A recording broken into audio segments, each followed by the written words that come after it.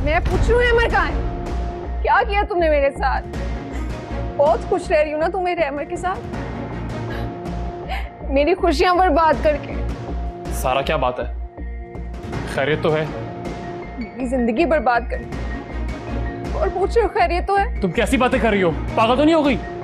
चिल्लाओ मत अमर, सच को फेस करो। ताबीर तुम अंदर जाओ, मुझे सारा से बात करनी है। इसे क्यों अंदर भेज रहे हो? इसके सामने बात करो। ताबीर तुम जाओ। को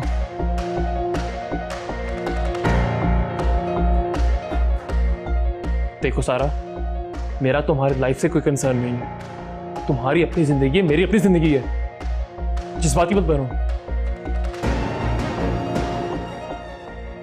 कितने साल मुझसे मंसूब रहे हो अमर साहब?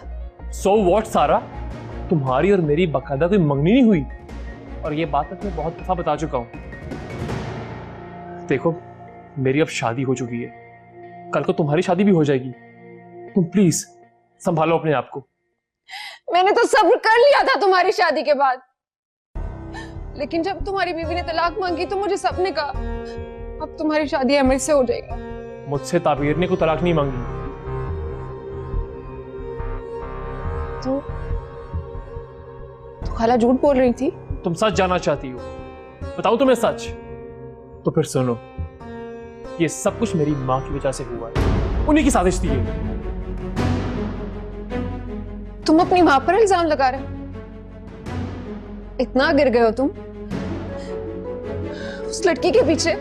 देखो सारा, ये मेरे घर का जाती मामला है, तुम प्लीज इसमें इंटरफेयर मत करो। तुम क्या ड्रामा कर रही हो? वाह अमर साहब, आज मैं गैर हो गई, ड्रामे करने लगी हूँ,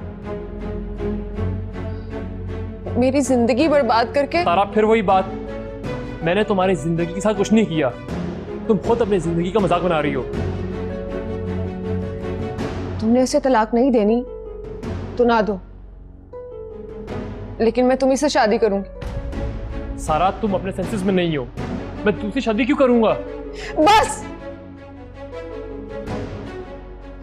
अब ये मेरी जिद है और मैं इसे पूरा करके रहूंगी। तुम अच्छे से सोच लो, बता देना मुझे